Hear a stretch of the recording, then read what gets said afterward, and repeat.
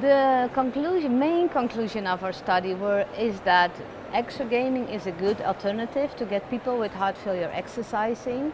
The conclusion is that people actually get better exercise capacity. They walk further if they played Wii for some time or exergaming. They also have a higher well-being, so they felt happier, not only for now, but also for the future. They have better perspective of the future. So that was one of the main conclusions I presented today. The other was also interesting that we say that we're looking for this threshold. How much should you exercise? How much is the minimum you have to game or you have to be active? And we did not find that actually. We are still looking for, should it be like 50 minutes a day? Should it be 20 minutes a day? So that is still under investigation. Yes, interesting. We started off because a lot of heart failure patients, they want to be active, but they cannot always go to rehab centers. Maybe they are not there, they feel too sick to go there, they don't have enough money to go there, they cannot go to the gym, for example. So there's a lot of barriers that people are not active.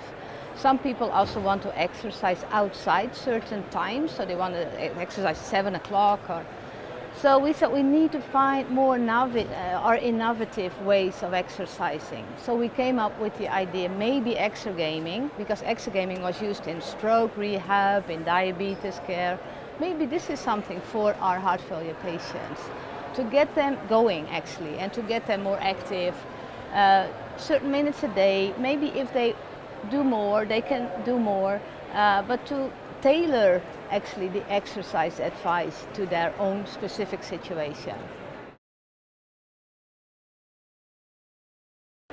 Yeah, the study design, we did a straightforward randomized controlled trial. We had 605 patients randomized to a control group which had only motivational support and an exercise advice, and an exergame group. And the exergame group got an exergame at home, they got instruction how to do it, they got a tailored advice, how much should they game, which games to play, and they had also an instructor who was there for troubleshooting. And then we followed people for 3 months, so that's the results I presented today, and we actually followed them for a year, but these results we do not have yet. So the results, so our primary endpoint, I did not say that before, our primary endpoint was a 6-minute walk test. So if people increase more than 30 meters on the 6-minute walk test, that is considered as to be clinically significant. So they really can make a difference from going to the mailbox again or going to the supermarket in their daily life. So the main results was that they statistically and clinically significant improved their exercise capacity on a 6-minute walk test. So the exergame group did better.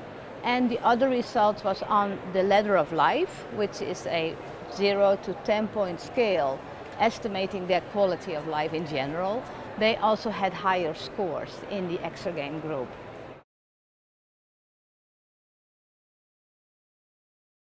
Well, it's an interesting question about the implication for practice, because a lot of people now say to me, oh, should we now all heart failure patients buy an exergame, or should maybe even the healthcare providers prescribe exergaming? And that is not exactly our implication for practice.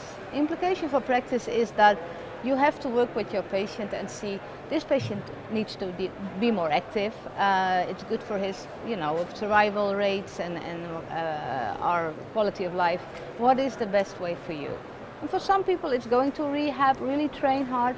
For some people it could be an exergame. And especially we tested the exergame in hot countries like Israel and California and Italy, where you might not go out for a brisk walk every day. We tested it in Sweden, where it's very cold, winters and dark, so maybe people are afraid that they fall, so they will not go out in the winter. And we tested it in Netherlands, very rainy, and Germany, rainy country, so that also might prevent people to go be active. So my advice for practice would be work with your patient and also offer this opportunity. So say, you need to be more active, or can I help you to be more active?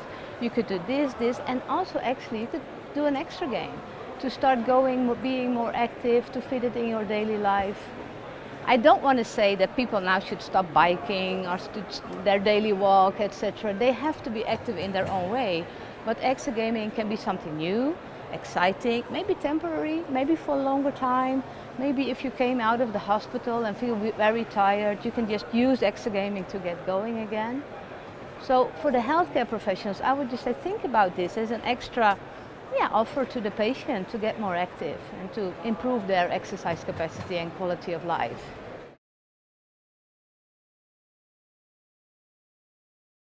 Yeah, because exergaming, it is of course a concept. So we used in this study the Nintendo Wii, but it's a concept of exergaming. There's a lot on the market, and that's also the challenge with this kind of research, because as soon as you start studying something, it's already outdated. But the good thing is that technicians, they start to develop new things, and all kind of other companies, they make new exergames. So we don't work with the companies now, but we look what is there in the store which patient can use, and we work now with the patient organization that actually uses different kinds of exergaming, not only Nintendo but also Xbox or the PlayStation, and see what fits them best. So I think it's the concept. It's not the device itself or the little thing you buy in the store. It's the concept. The other thing we're now wondering about, should we have a specific game for cardiac patients? Should we develop a game? And there's pros and cons. The pro is that you have like a very specific game. You can target toward cardiac patients. You can educate them maybe about symptoms and other lifestyle changes.